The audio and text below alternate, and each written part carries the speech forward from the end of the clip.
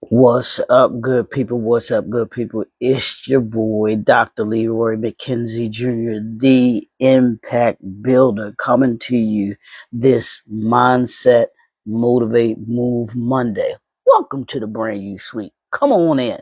It's Monday. It's Monday, almost afternoon, but I had a meeting that went longer than anticipated this morning, so I wasn't able to get here on time. But y'all know I'm gonna be here. We're gonna get this in as we always do. Get this work in. We're gonna put in this work. I know it ain't what is it, work for Wednesday, but it is Mindset Motivate Move Monday. We're getting you in the right mindset to be able to be motivated in order to be able to move. That's what we do on Mondays. We get your mind right, we get our mind right, we get motivated, and we get ready to move, making moves all week long. That is what we do. So y'all know I got something different for you. I got something new for you this week. And as I was looking over this weekend, came up on my news feed about this gentleman, and you all may or may not have heard of him, but you for sure, I'm quite sure, know the franchise. And his name is let me see if I can find it because I had to write it down. Um, DAMOLA, and I hope I'm saying his name right. DAMOLA ADAMOLEKUN. Hopefully, if you don't know the name, you know the franchise that he is the CEO of, and that is Red Lobster. And this young man, what makes him particularly caught my eye is that he's young. I think he's in his mid 30s. I don't even think he's 40. I don't think he's 40 yet. I know he's in his mid 30s. But he took over. This is the second franchise that I know that he's taken over as the CEO and has totally turned that franchise around. He was actually the CEO. I think it was PF King, I think is the name of the franchise that he was over as well. But he is now the CEO of Red Lobster. And so to me, his story needed to be told. It needed to be talked about because I think it's gone under the radar of the marvelous job that this man has done with the business model, his ideology, and those great things that he has done in order to be able to turn this company, this brand, total brand around. So this week I wanted to talk about, can you save a legacy brand? 5 lessons from Damola ADAMOLEKUN, like I said, I hope I'm not butchering his name, and the Red Lobster comeback. Because whether you all know, Red Lobster has made a comeback. It has moved out of bankruptcy because of this young man and the great work that he's done. So we're gonna have a week of reinvention, resilience, and brand revival. I wanted to be able to talk about these things because I think as leaders and as organizations, you're going to encounter challenges, and you have to be adequately equipped in order to be able to solve those challenges, and recognizing those challenges and being able to see those things that you need to do, because every brand will eventually face a storm. You're going to face a storm. It's going to come. It's going to happen. But the question is are you equipped to handle that storm? And also the question is, do you have the leadership to bring it back? Do you have enough resilience within yourself and within those that are part of your organization to bring it back? So this week we're going to talk about the power of repositioning. We're going to talk about um, cut what cut what isn't working. We're going to talk about um, rebuild customer trust. Um, we're actually going to talk about simplicity wins, and then we're going to close out this week with leading through a crisis, or leading through crisis. How do you lead through crisis? That's really the reason why you're in the leadership position that you're in, why your organization has chosen to, whether you are the head of the organization and you're the entrepreneur, you're the leader of that organization is yours, or you're in that leadership position. You have to understand those things. So we're going to go through those this week. So let's talk about, lesson one. Let's talk about lesson one and the power of repositioning. And what that is. Just because your brain has history doesn't mean it has relevance.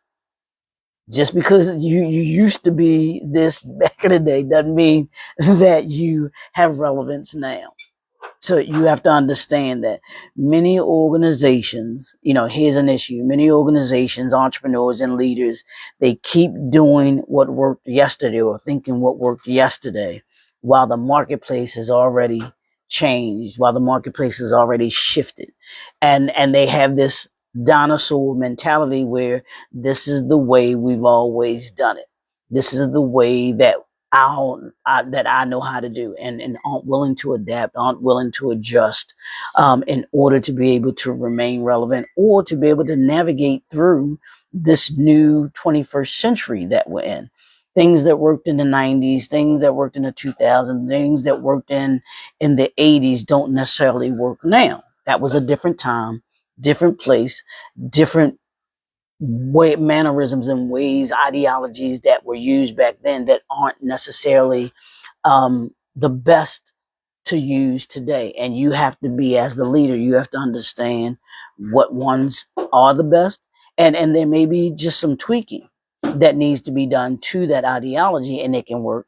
But if there's no modernization done to it, it won't last, or won't be able to do what you think that it can do. So here's what I want to talk about really quickly. A couple things that I'll talk about, and then I'm done. The first thing is why legacy brands must continually reinvent themselves.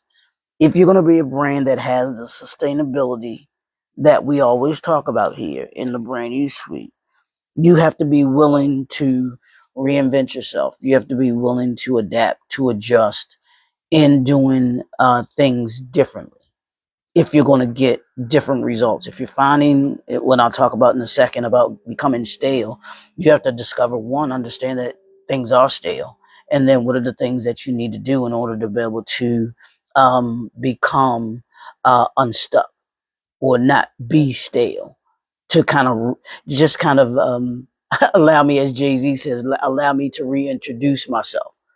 And those that get that are able to do that, and that's what DAMOLA,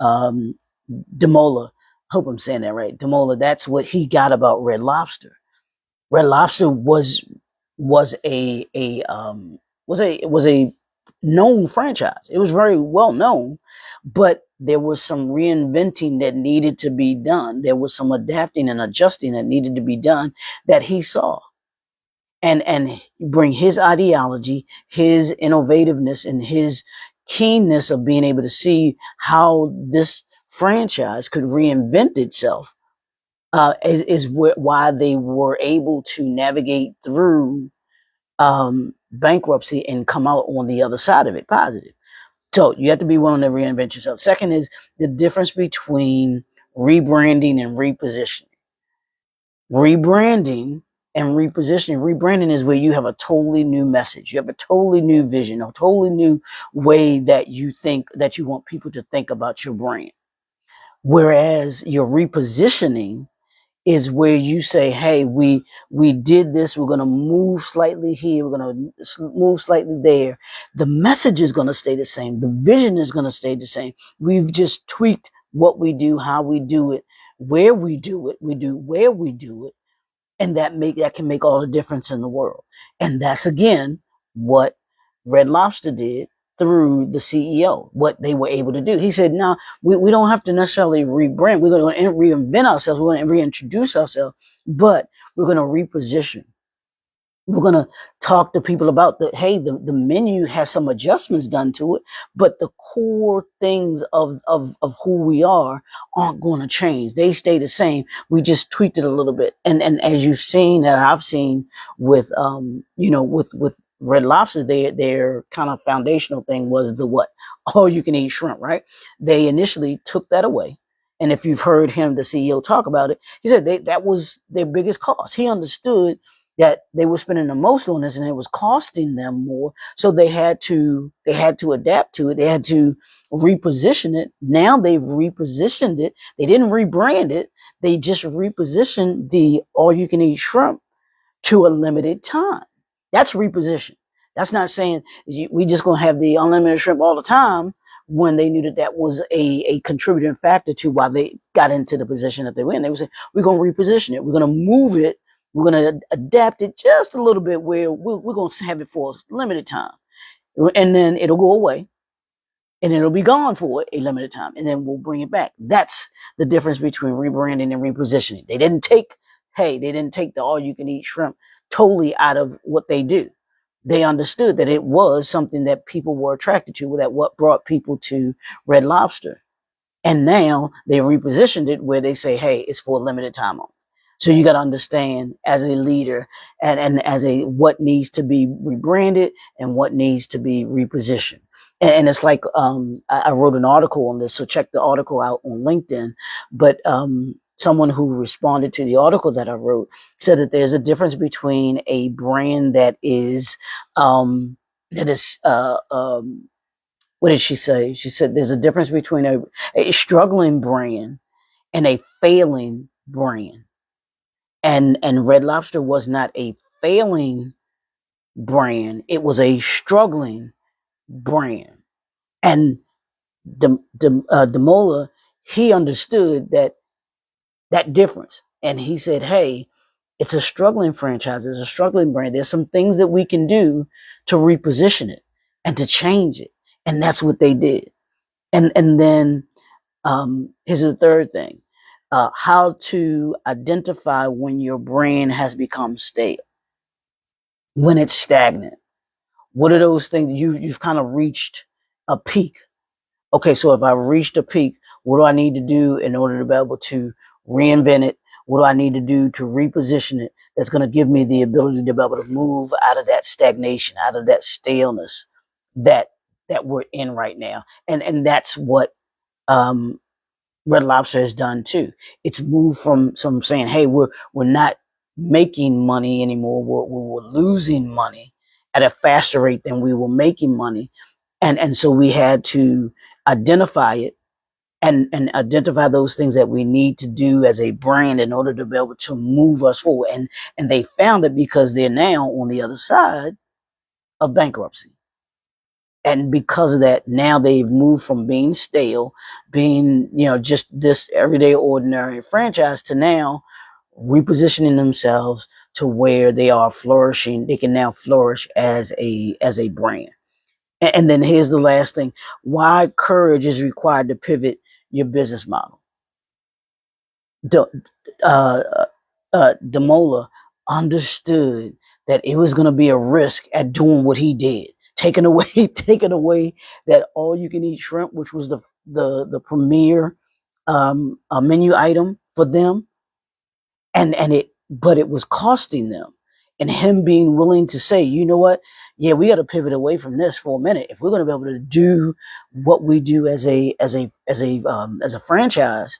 Yeah, we got to take this away. We're going to totally, create a new atmosphere. We're going to, all of that was a risk, but he was willing to understand who his target audience was, who his target market was, and saying, hey, these are the things that we've done in the past, but here's what we're doing moving forward.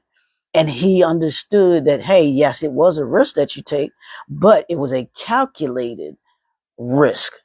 And he was the perfect person and courageous enough in order to be able to take on that particular task for Red Lobster. A brand that refuses to evolve eventually becomes a memory instead of a marketplace leader. And Red Lobster is not going to be a memory. He's looking to move them into being a marketplace leader and back into being a marketplace leader. And here's the last question. Here's the homework for you. I want you to ask yourself and answer this question today. Has your brand evolved with the marketplace, or are you relying on yesterday's success? I'm going to ask you again. Hey, morning, Levon. Come on, Doc. How you? Has your brand evolved with the marketplace, or are you relying on yesterday's success? That's what you got to look at today and answer that question. as we move along, because the power of repositioning is all about the marketplace, and where you are in the marketplace, the position you want to have in the marketplace, and then the position that you want to have in your industry. And if you're going to have any success in your industry, you can't always rely on what you used to do. You have to keep on reinventing. You have to keep on repositioning. You have to keep on innovating, and you have to keep on be willing to pivot and adjust. That's what I got for you today. It's the Impact Builder. That's what we got for you on this Mindset Motivate Move Monday. Check out. You can hop on over to the YouTube channel. Check out the other content that we have there. The masterclass, if you missed that on Friday, you can hop on the link in. It'll be linked in there. But if you want to go into more in depth, you can schedule your strategy session where we can talk about your vision. We can talk about these saving your legacy brand, putting you in a position where if your legacy needs to be saved, if your brand needs to be saved, we can actually assist you with being able to do that.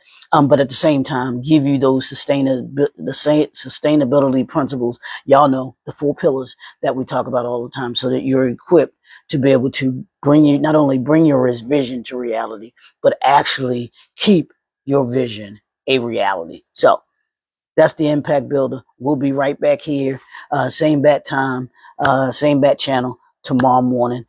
We'll see you all. Deuces.